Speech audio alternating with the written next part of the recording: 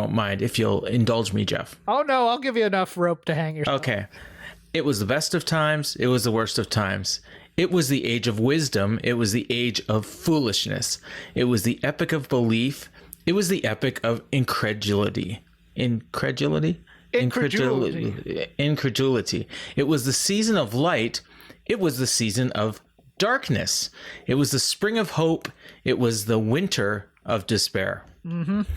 Yeah. Is this going to be a Dickensian type of show? That being Tale of Two Cities? For some reason, that passage popped into my head, and I just felt like reading it. It may become clear as we go through this review. Jeff, I don't know what to say about the show, but I have a feeling I'm going to have a lot to say about the show. Oh, really? But wait, hold on. You seem pensive about this. I am dying to talk about, because here I we gotta go, Google Paul. pensive now. Paul? Yeah? Here we go. I think it might have been the best episode of Dynamite they've ever done. In terms of pacing, in terms of no dead weight. Look, I've been doing wrestling podcasting for the better part of a decade now. I am known as a somewhat curmudgeonly figure on the internet in terms of my opinions on things, especially my adherence to, say, old school 80s territory wrestling and how, these kids, they don't do it as well. I'm going to say this. If people have a lot negative to say about this, and it's probably going to be John LaRocca, I'm going to punch him in the ding-dong. Well, you might be punching me in the ding-dong by the end of the show. How, Paul? How do you not... Okay, Can we hold on? Can we talk about the main event? Well, first? I will say my curiosity is piqued because you brought in the Dickensian / yin yang of now you say that it was great, but it was terrible. So I want to hear your case for this, and then I want to tell you why you're wrong. Okay. Well, I will say, there was some really good wrestling on the show. There was some really good wrestling in the main event. There was some ridiculousness in the main event. There was some visual stuff that made me question, what am I doing with my life? Why am I watching this? They talk about this in WWE where, like if your girlfriend walks in the room and they glance over the TV and they're like, you're embarrassed to be a wrestling fan. And I felt like that at times. Now, I will say the payoff to all of it was awesome. The reveal was great, even though, I was pretty sure that's where it was going, but that's the way those things are supposed to work. Yes, you know why, Paul? Because I said it on this show last week. That was going to be the end of the match. Yeah, and that was fine. I'm talking about the 15 minutes that led to it that I didn't care for. All right.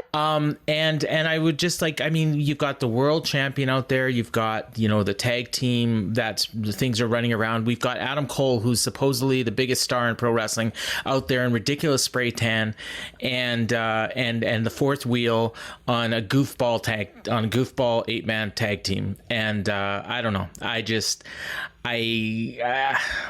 don't know. Do you want to get into this now, or do you want to wait until the main event of the show? Well, I guess you know what, because we should mix our sugar with spice or the other way around, I guess, in this case, because there was a lot of good on the show, like a lot of good on the show. And that's why I read that quote at the beginning, because I'm not going to say it was my favorite episode of Dynamite ever, but there was a lot of really good things on this show. They kicked it into high gear on in the lead up to Full Gear, pun unintended.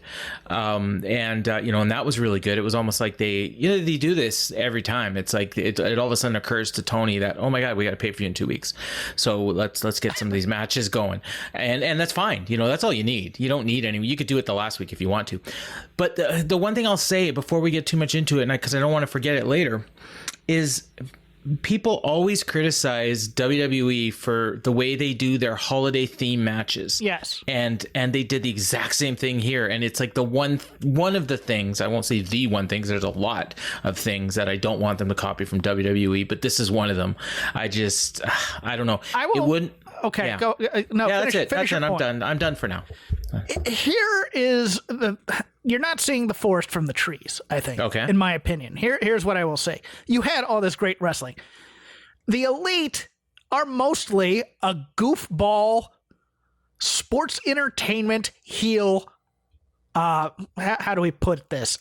Do we call it a stable? Do we call it a faction? Whatever you want to call it. Doesn't matter. They are not. This is not the Horsemen. This is not, You know, that's, I mean, these are, yes, but they earned the goodwill for the sports entertainment stuff. And I will admit, this was going to be sports entertainment, a costume match, a little goofy. They're not doing hardcore, this is real stuff from 1978, where Ole Anderson's just going to be gruff and grumble at you all the time. I understand your criticism, and I think it's valid. Don't get me wrong. I'm not saying anything like that. And I perhaps maybe a bit of a hypocrite for giving this way too much leeway, because I don't enjoy sports entertainment all that much. But this was mid-card stable versus kind of geeky heels, even though they're the top stable in the division,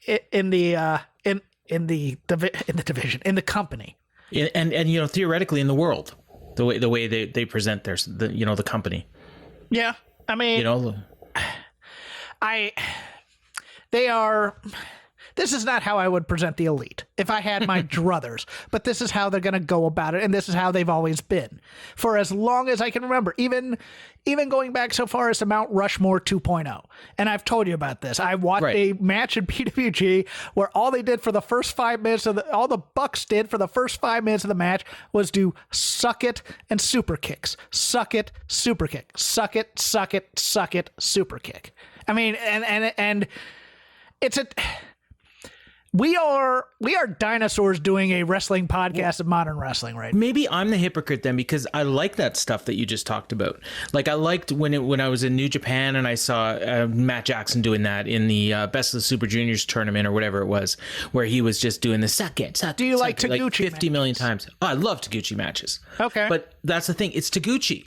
It's not, if I wouldn't want to see Okada doing... Right. I wouldn't want to see Ric Flair doing this type of stuff. Well, even Ric Flair, you know, he'd show his ass, he'd do the flop, you know. And, you know, and that stuff, there was a time for that when he wasn't the centerpiece of the company. Yeah. He was still the most popular guy in the company. Now, if Kenny wasn't the world champion, I would have no problem with any of this, except I'd still be embarrassed that I'm watching guys running around in Halloween costumes in the main event.